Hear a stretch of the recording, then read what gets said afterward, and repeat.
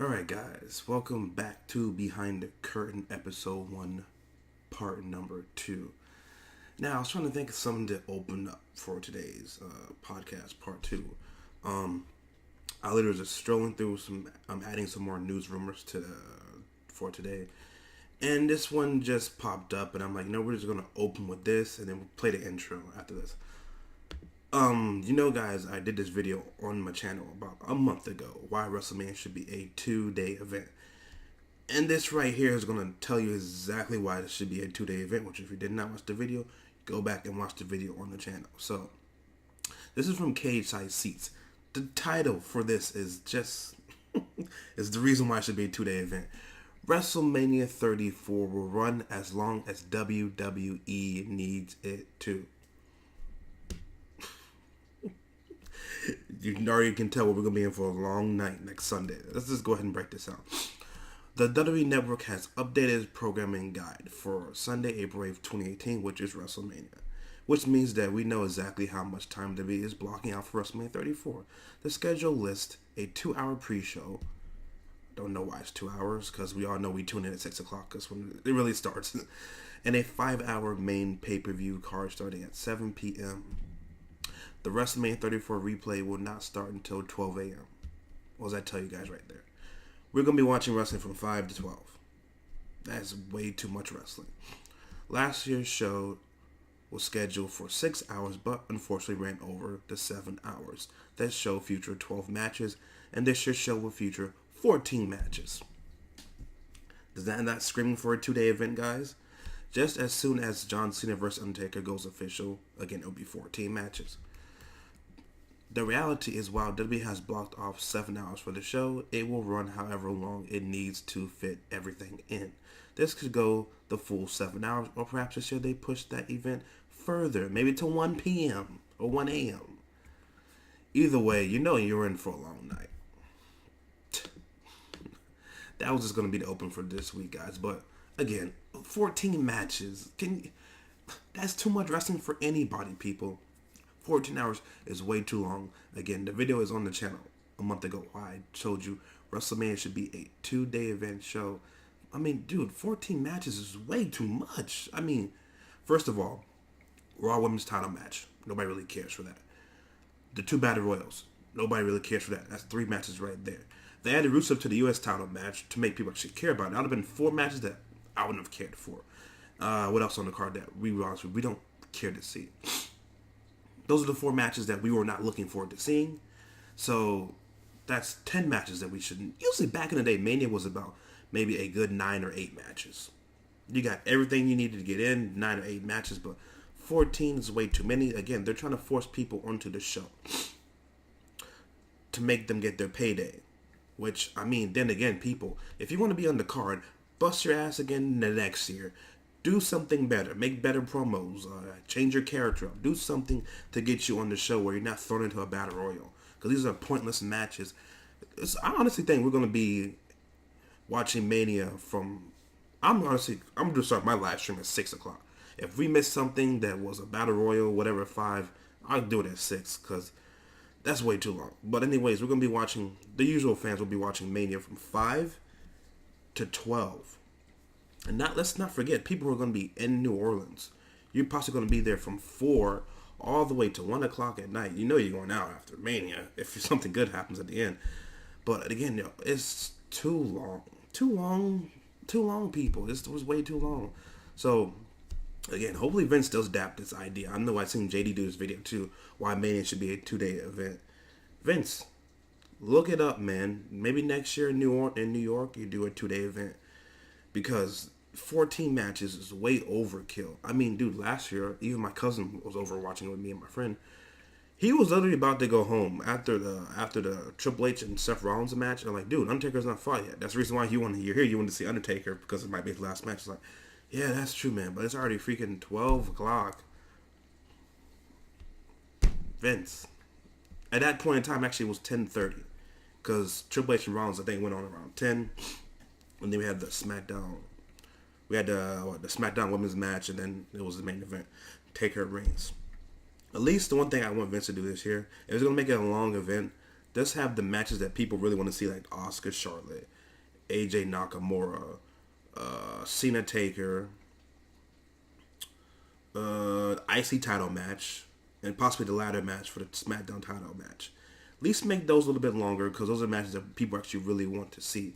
So that's the one thing I want Vince to do. If he's going to make the show longer, make the matches that people want to see go longer. That's the only thing I can say if he's going to do that. So that was the intro for Behind the Curtain, episode 1, part 2. So what we have to talk about today, people, we're going to talk about an alternate ending to WrestleMania 34 main event, which it's titled this way, but I don't think it's going to be the main event match, but it's titled this way. It's going to be about Roman and Brock, what they would do. Backstage update on Shane McMahon competing at WrestleMania. So some more news came out yesterday after I uploaded the video about what's going on with Shane. Rey Mysterio confirms his status for WrestleMania 34. And then we got Paul Heyman saying, I wanted to see Brock Lesnar versus Daniel Bryan for several years. So we get Paul Heyman's thoughts on that match. And then we're going to have Triple H's thoughts on Daniel Bryan returning. Then we got two more people. We got two more. It is titled this way, but The Undertaker is expected to appear live on Raw Monday, which I didn't want him to do, but we're going to break down that. And then the final topic for today is Ronda Rousey says that she is unscripted on the microphone. I got a lot to talk about that. So let's hit the intro and catch you guys on the next side.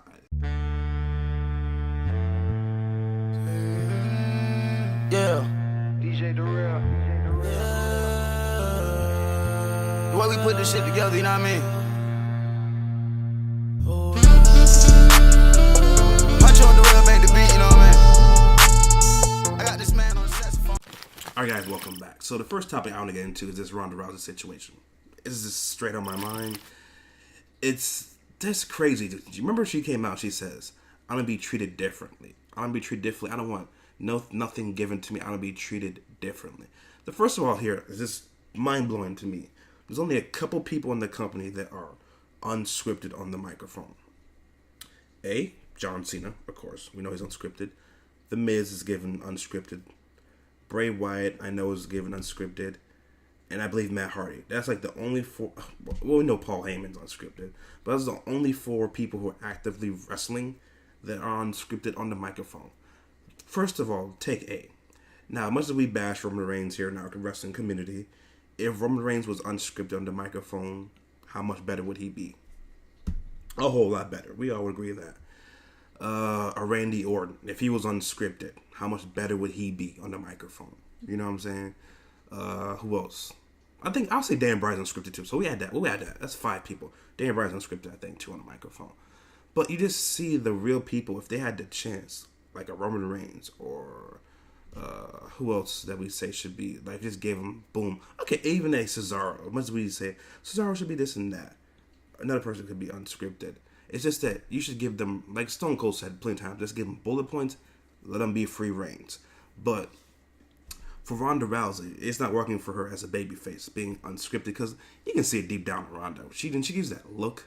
She's just built to be a heel, which I don't know why they didn't bring her in as a heel, first of all. But the problem was that they didn't have nobody for her to face at Mania, like, for example, a Charlotte or a Sasha Banks or whatever. She's not ready to fight those type of women, so I can see why they didn't bring her in as a heel. But you can just tell she's built to be a heel. That's just what she is. She's built to be a heel. But let's just see what Ronda had to say. According to Fightful.com, she said, I have bullet points. Mostly they want the meaning of what there's not the actual words. Okay, Ronda. So this is rerun that again. This is what she said. She said, I have bullet points. Mostly they want the meaning of what there's not the actual words. That's what she said. That's what she said, bro. Anyways, it's the same with acting. Sometimes, like with Peter Berg, he's an amazing director and realizes that I'm a better speaker than remembering. Well, guess what, Ronda? You got to do a whole lot of remembering, because where she's at right now, as a babyface, no offense, it's not working for me. I mean, we'll see what she does at Mania, but she needs to do a whole lot more of. They need something out there to direct her. That's why I'll tell you what I think should happen to her after Mania.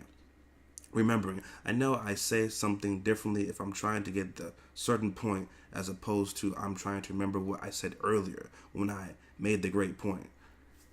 I just don't like Ronda with the smiling, the shucks, good, oh, I'm great, I'm happy to be here. No. You see when she gets in that Ronda mode, she's really, really good.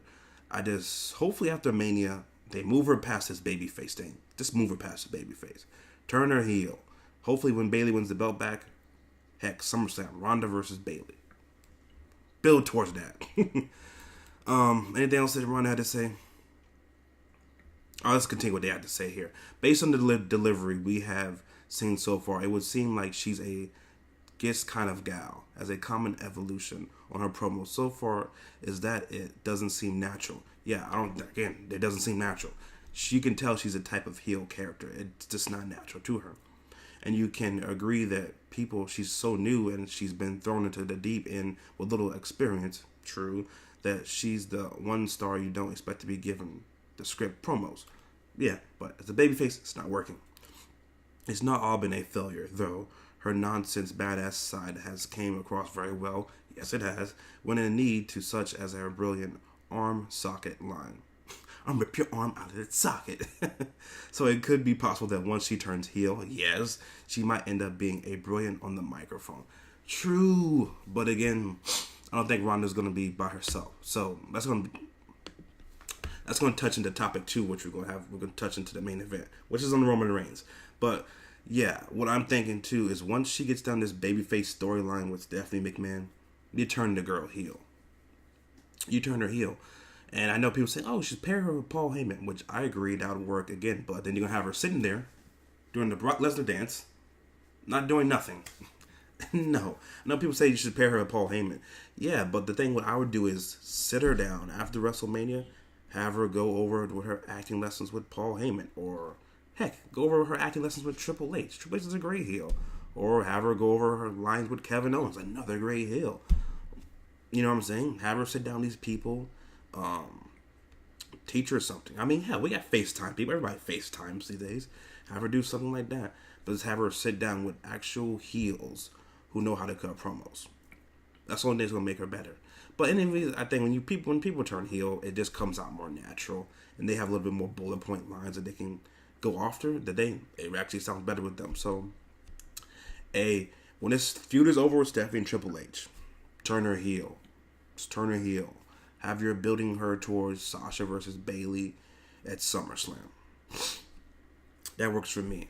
But then again, I think WrestleMania 35 will be main evented by the Streak versus the Streak.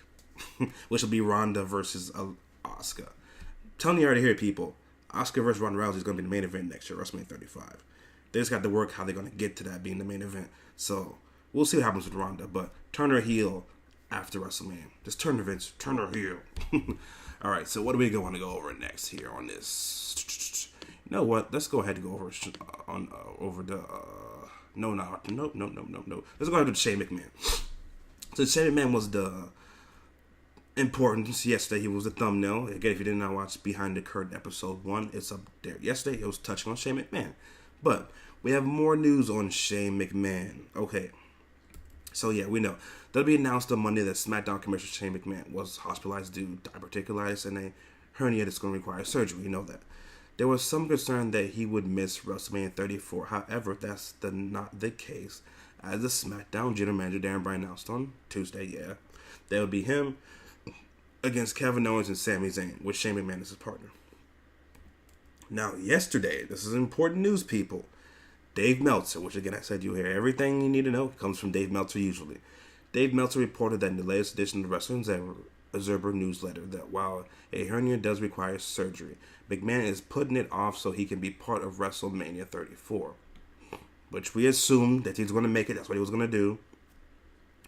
The match is being set up in a way that will give McMahon a light workload. The hernia is not a work from WWE. What? The hernia is not a work from WWE. Yeah, we know that. McMahon reported that he's suffering the injury a week after the attack happened. So he happened, when he was over there for his vacation. So This flip flop the whole thing, because this is the complete opposite. Listen here, people. The match is being set up in a way that will give McMahon a light workload. You think that was going to happen the opposite, right? The match was set up to give Daniel Bryan a light workload. It just seems that way, right? This is what was going to be now. If you're going to expect Daniel Bryan to carry half of this match the whole time, like you're thinking, hey, Daniel might work maybe 10 minutes of the match, and McMahon will carry the beat down, this and that. Hot tag, Daniel comes in, does his thing, they get the win. Now it's set up in the way, oh, Daniel Bryan's gonna get the beat down, half the match, go over to tag McMahon gets the win or something, you know what I'm saying? I'm just really surprised that they're gonna let this man go through with this match. That particular ass is no joke, so he's gonna be sitting over there at the ringside, literally for 15 to 20 minutes of this match, get a hot tag, do your little boom, boom, boom, your little punches, your elbow, tag back in Daniel Bryan gets the victory. I'm just surprised they're going through with this, because if something happens to Shane, this is going to be on your fault, Vince, but it is what it is, right? So we'll see what happens with Shane. I don't know how he's going to recover in 2 weeks from diverticulitis. Hernia is no joke, which I told you guys yesterday. That feels like you're trapped, you can't move, your walking is like slow to a complete standstill. Like, you can't walk, people. It is no joke to have a hernia. So I don't know why they don't just take Shane McMahon out. This is what I was thinking yesterday while I was at work. Why don't they just take Shane McMahon out of this match, put Johnny Gargano with Dan Bryan's partner. Shane can be on a manager. He could be on commentary for the match. So if the case Zayn and Owens wins, Shane rehires them. That's the end of the storyline. But just put him out there on commentary or something like that. Why does he need to wrestle? You already have Stephanie on the freaking show. What do you need Shane to wrestle to? He doesn't need to wrestle. So just make him, or you can make him a special guest referee or something like that, where he does not have to be doing a whole bunch of action. This is no joke, people. That particular ass is no joke. The way it is right now, I might see Shane do maybe, at worst, he'd be in the ring for no longer than 6 minutes. No longer than 6 minutes, he'll probably be in the ring, in my opinion. So I'm surprised that they're going to go through with Shane being in this match. Again, there's other people. Like I said, there was reports of Batista, reports of Dolph Ziggler, reports of Dan Bryan teaming up with Kane. There was reports of, who else? Kane, Batista is what I heard yesterday. I've not heard nothing on Johnny Gargano. Again, Chris Jericho can do it, people. And you guys are saying, Chris Jericho. No, he's on tour with Fozzy. He's not going to be able to do it. It's just surprising they're going through with Shane McMahon. But whatever floats his boat, right? If he wants to do it, he wants to do it. So that was the news on Shane McMahon. Let's go ahead and touch on this Rey Mysterio. Because people say, oh, well, Rey Mysterio could be Daniel Bryan's partner. Rey Mysterio could be Braun Strowman's partner. Let's see what Rey Mysterio has to say. Where are we at? Where's Ray? Okay, there we go. Well, that sells it. Maybe the hottest free agent in pro wrestling, according to, is Rey Mysterio, which it looks like it. Looks like he may not make an appearance at WrestleMania 34 next week. Okay. Where are we at? Mysterio says, unfortunately, I just suffered a torn bicep 3 weeks ago, which we all knew that. I already told you guys that. He suffered a torn bicep. Opted to not get surgery. Everybody's opting not to get surgery for these things. Let's get the surgery, clear yourself up, you show back up at SummerSlam. Just get the surgery. He opted not to get the surgery. It's a full tear. Full tear. Get the surgery, Mysterio. What are you doing? I'm just going to kick back, do some therapy for it. Hopefully I'll be ready next month. People, just get the surgery. Look what happened. No offense, I know you guys out there on my channel, sports fans. Look at Isaiah Thomas, for example. What happened to him? He had a hip injury. He wanted to heal it, right? He came back in January. Didn't look like himself in Cleveland. Got traded to the Lakers. Had a couple good games. And guess what now? His hips are acting up again. Now he's getting the full surgery. Mysterio, just get the full surgery. You'll be back in SummerSlam. Like, back in the day, in my day, growing up in the 2000s, you had what? Shawn Michaels come back at SummerSlam. You had Triple H come back at SummerSlam.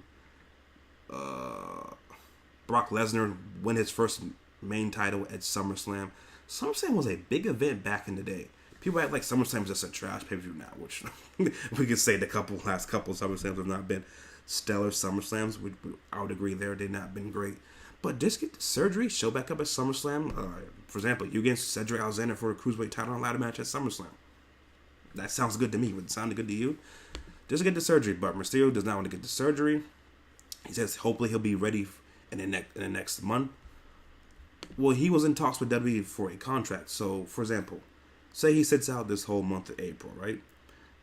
Next pay-per-view is what? After Backlash, I don't know what the next pay-per-view is for. Since Raw and SmackDown are having dual pay-per-views again, I don't know what the next pay-per-view is after Backlash, but it's not a big pay-per-view. And he wants to come to WWE, but it must be a part-time schedule, not a full-time schedule. So, just to get he must just have the surgery. He's gonna be a part-time with the company anyways. Just get the surgery. This is making no sense to me, but so Mysterio wants to do. So he's not gonna be at WrestleMania. It's confirmed. He's gonna be sitting out for a month. Hopefully his bicep heals up. We'll see. All right, so let's go ahead and touch on this Paul Heyman topic. Paul Heyman says, "I've wanted to see Brock versus Daniel Bryan for several years." So let's touch on the Brock Lesnar situation first. We all know his contract is like different. This difference out there with Brock Lesnar's contract. There's reports of him this is going to be his last match at Mania. Then he's going to be out until SummerSlam. Or the reports of his contract is expiring after Mania, and that's it. I've heard different reports. Maybe his contract ends after SummerSlam, and then he's done. I don't know. At this point, we'll find out after WrestleMania because we know he's losing the belt to Roman. So we'll see what happens after WrestleMania. But let's see what Paul Heyman has to say about. He wanted to see Daniel Bryan versus Brock Lesnar for many, many years. So let's see what Paul has to say. What will happen if Brock Lesnar loses the Universal title at WrestleMania? Let's see what Paul says about that. So Paul's saying, I didn't think it's any secret that Brock is looking to get back in the Octagon. Yes, we know that. He's obviously eyeballing another fight in the UFC. There's no secret he is posing pictures with Dana White. Yeah, we know that. Wearing a UFC shirt in the UFC offices in Las Vegas. That's not a negotiation tactic. Brock Lesnar wants to compete inside of the Octagon. There's no leveraging that. It's a fact. I have an agency that has expanded so fast. We're now expanding into also being a full-fledged production studio. We have several projects that we'll deal with announcing after WrestleMania. So Paul Heyman now doing a director's company. Pretty cool. Anything else here? No. Okay, Daniel Bryan. Paul Heyman. I'm ecstatic that it's all about Daniel Bryan. Since the moment he was told he was being forced to retire at the emotional roller coaster that he's been on since the moment, we know, like, what dude was crazy. What, his dad passed away. He had to have he was out with the neck injuries, and then he had to retire. That was like all crazy. That was like a 2-month span. That was crazy. Anything else here? Okay.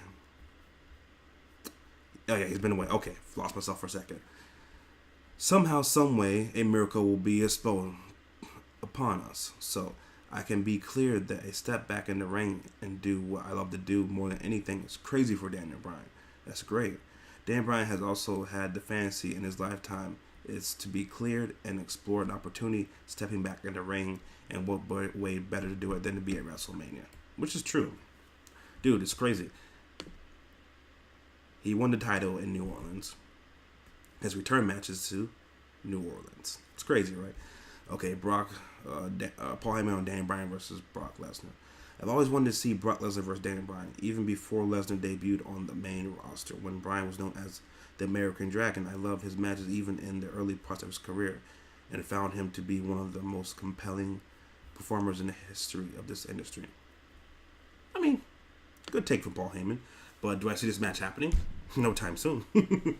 First of all, again, first thing is, make sure Daniel Bryan gets cleared after WrestleMania match, because I know he's going to go. Now that Shane McMahon can't wrestle majority of the match, it's going to be Daniel Bryan taking most of the beating. So, hopefully he gets, again, he's in the ring with Kevin Owens and Sami Zayn. I mean, if you guys saw that slow motion gif of how Kevin didn't kick Daniel Bryan's head in, and then how Sami snapped his neck back, but not too much to make it look real, he's going to be fine in the match. I mean, Owens and Zayn are two of the best workers in the freaking company, and I think he'll be perfectly fine.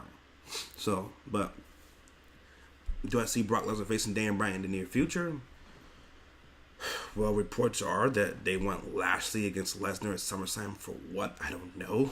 I don't want to see that. No whatsoever. I mean, that'd be perfect. Brock Lesnar, Daniel Bryan, SummerSlam. Take my money, Vince. Take my money. let's go ahead and see what Triple H had to say on Daniel Bryan. Now, this to me is always going to be a two-faced reaction. Because I know we love Triple H for building up NXT to where it is right now.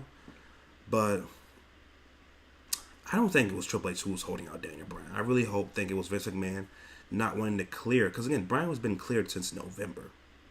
He was cleared since November. So they held him out of the Rumble. I don't know why they held him out. I mean, yeah, you wanted Nakamura versus AJ. I can see that's why they wanted Nakamura versus AJ.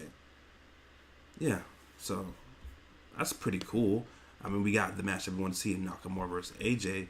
But it's just like, that's a match that we all wanted to see. But you holding us out of seeing that match. But I wanted to see Daniel. At this point, if you're telling me, hey, Daniel Bryan has been cleared to go since November, what did you rather see? Daniel Bryan versus AJ Styles or Nakamura versus AJ? I'd rather see Daniel Bryan versus AJ. We already seen Nakamura versus AJ. Just go back to New Japan.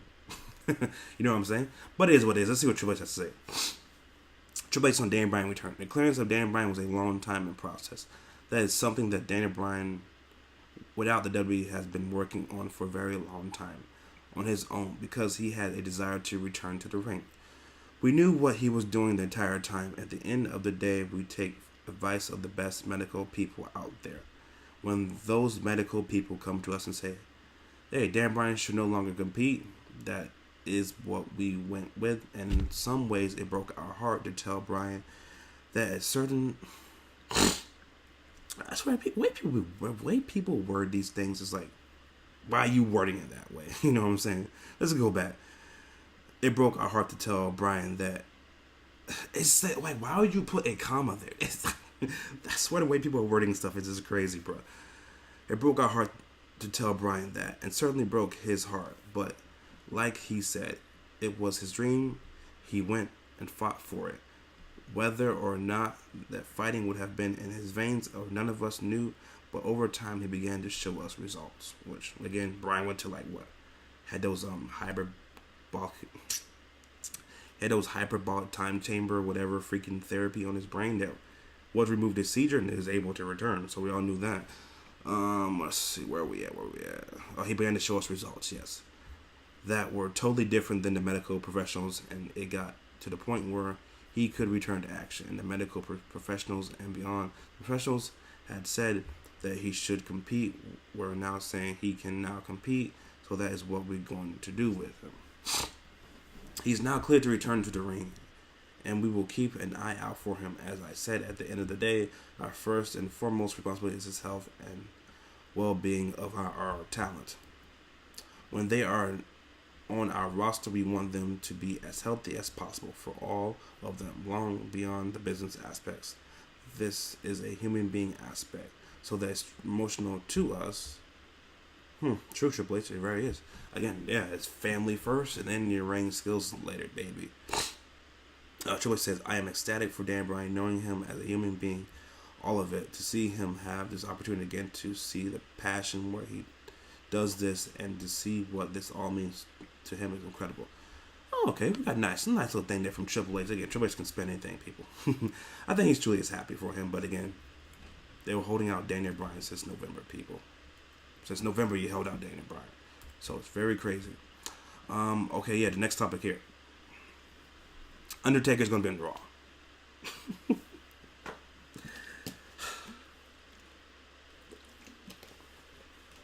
Now, they cleared that up for a second, people. Undertaker's going to be on Raw. Undertaker's going to be on Raw. You've done such a good job at this point.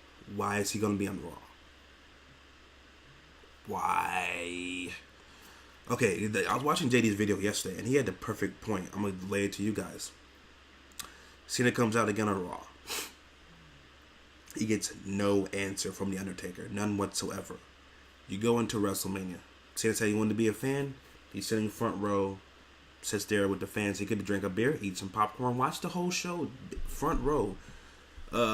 He had the perfect idea, too. You had one of those stupid Battle Royal matches, which will probably be the women's match because we know the women have to be on WrestleMania. So you had the women's Battle Royal, or whoever wins it. Who cares who wins it? Becky Lynch, Bayley, who cares? Whoever wins it, that's fine. After they go to the back, Cena comes from the barricade, comes into the ring, starts belating the Undertaker, say, hey, we're at WrestleMania, Undertaker. Still no answer from you throughout this whole freaking show. Out comes Kid Rock. You know, WWE likes to have the Hall of Famers there, have their little moments up in the sun, wave to the crowd, yada, yada. Out comes Kid Rock. Comes saying, hey, Cena, you want the dead man? I got the dead man right here for you. Kid Rock plays his American Badass theme song. You hear the chopper, vroom, vroom, vroom, vroom. Out comes the Undertaker as the American Badass. You tell me the crowd will not freaking pop for that, people? He comes riding down the motorcycle, down the ramp, does his little curve, gets off the bike, comes face to face with the Undertaker. His face to face with John Cena. That's how the match starts. Jesus Christ, goosebumps right here, people. Goosebumps right here. But my other thought of that, if that did happen, it wouldn't be the main event. So, I mean, it wouldn't be the main event. Because I know that would not be set to be the main event. But I'm just saying, you did such a great job. So, but let's go ahead with what it's going to say. It is expected that Undertaker will appear live on next week's Monday Night Raw to accept John Cena's challenge for a match. That's what they're saying. This is from KCIC. So, they've been very accurate in the past. So, I mean, if that's what they're saying, that's what they're saying. I think it might kick off Raw then. Because you'd want to kick off Raw because Monday's the national championship for the men's basketball and college basketball. It's supposed to start at, I think, 8:30 or 9 o'clock the game is. So, you want to get Taker out there first before that starts. That way, the people who say are not watching it or not want to be watching Raw can know, hey, app notification. Undertaker accepts John Cena's challenge for WrestleMania. I need to go back and watch the promo. So I think that's what they'll probably do. I think Taker will probably kick off Raw with John Cena. I don't think it'll be the main event because, again, the game will be on. I mean, watch the game or watch wrestling. The game or wrestling, you know? So I think Undertaker will probably kick off Raw. Worst case with John Cena. They get an announcement out the way. You're on your way for the rest of the show. So that's what I do with Undertaker, but that's what they're going to do. It is what it is, right, people? It is what it is. It is what it is. So we got one more topic here to touch on for episode 2. No, I keep calling it episode 2. Episode 1, part 2. All right, this is going to be the last topic we'll talk about, and it's the best one I've been waiting to talk about, give my own 2 cents on for a minute. So, this is the guy, he made up the whole, what he would do with the Brock Lesnar Roman Reigns match. I'm going to give you my thoughts real quick. We all know Roman's going to win the belt at WrestleMania. B, we all know when he comes out as a babyface the next night on Raw, he's going to be crucified again, and he's going to be booed out the building again. I don't think it's going to be bad as last year, but it's going to be the typical Roman sucks, go away. Roman sucks, go away. All that type of stuff. So, this is what he would do, the guy here from KCIC's Pete Sweeney. We're going to break down his whole article. Everybody knows what will happen at the end of the Universal Championship match against Roman. And everybody has known it for what it feels like a past year. We've known this since freaking SummerSlam, people. Reigns goes over. He raises the title with the WrestleMania logo behind him. The crowd furiously boos, face to black. True. But I have asked, why not do something different? It's true. We all said that. This is what his take is, and whatever, I'll dissect what he says. If there's something I want to say, I'll say it. I'll cut into it. You have Brock beat Roman clean. Ooh, I like that already. I like that already. You have Brock beat Roman clean. After the match, and after all those problems leading up to it, they shake because it was a brutal beat. True. Reigns kind of embraced Brock and talks to Paul Heyman a little bit. At that point, you have a ton of cameras around, so keep that in mind. On Raw, Heyman comes out. It's the same old shtick. No one can beat Brock Lesnar. He's going to hold the UFC title.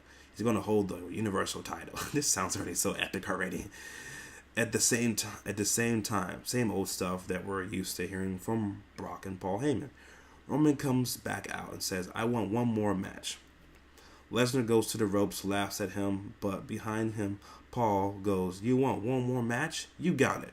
Brock turns around and goes, what are you doing? This already sounds so epic. Main event in front of the hottest crowd of the year in New Orleans. True. the hottest crowd of the year, New Orleans. The double cross. Ooh, double cross. Ooh, I already like this. The double cross. Paul Heyman turns on Brock, giving Reigns the title. Brock goes on his merry way.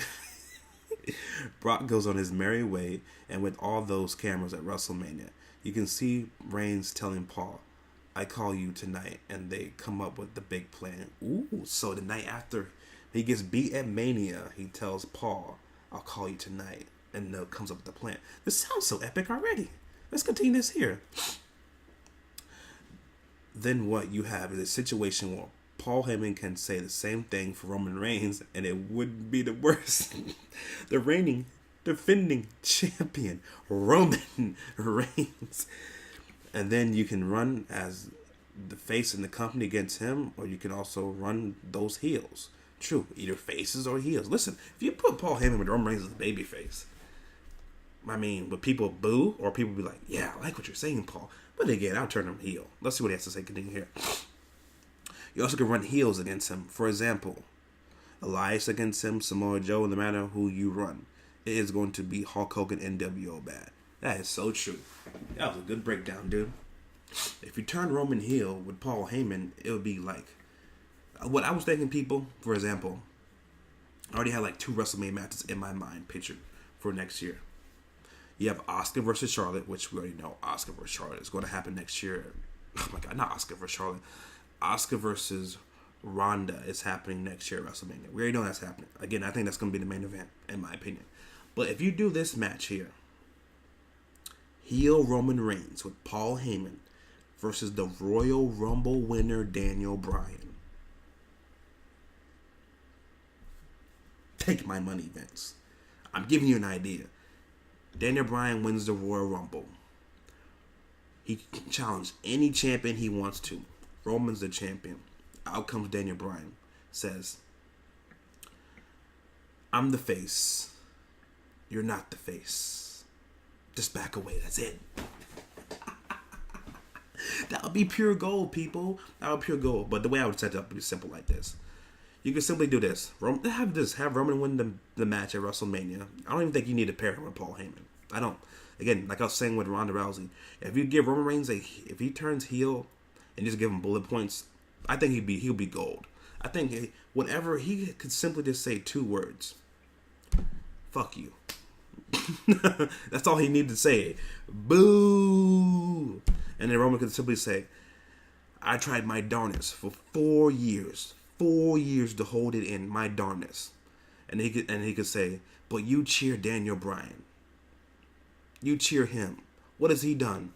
You know what I'm saying? Dude, that'd be simple. What has he done? He could simply just say, I've waited 4 years to do this. I've waited 4 years to say, fuck you. 4 years. I waited 4 years to say that to you guys. Face to face. Now I can finally say it. Get it off my chest. I feel like the G I am. Come on, man. Roman, just turn him heel, Vince. I'm just getting so hyped if he really did turn heel and just say this, man. Like this, say what he really wants to say. So, my opinion, turn him heel after Mania. Bryan wins the Rumble. Heel Roman. Face Daniel. WrestleMania 35. Next year, MetLife Stadium. Jesus, I'm getting goosebumps if this match really happened right now. That's what I would do with Roman. So, that's what I do. But we all know this is not going to happen. We're getting our hopes up for no reason. Roman's still going to be a babyface. He's gonna eat Samoa Joe. Eat Braun Strowman. Eat Elias Sampson. Eat Finn Balor. Eat Seth Rollins. Eat AJ Styles, and he's gonna go face to face with Aleister Black. He won't eat him.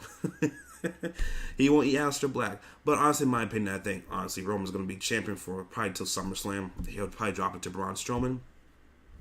That's the best bet we can have right now. Roman's the champion until SummerSlam, and he loses to Braun Strowman.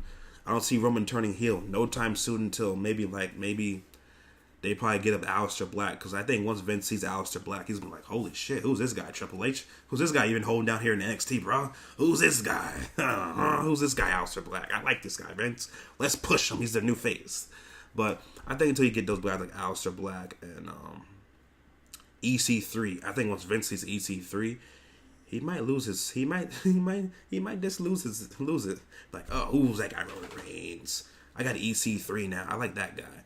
But I think once Vince sees EC3, Aleister Black, I mean, there's a couple guys on there. I think Vince, when he sees them, they're like, okay, I like this guy. But the ideal move for me was, I said, you move Roman to SmackDown. That way, I mean, nobody could really complain about Roman being the top guy on SmackDown. I mean, you'd move AJ Styles over.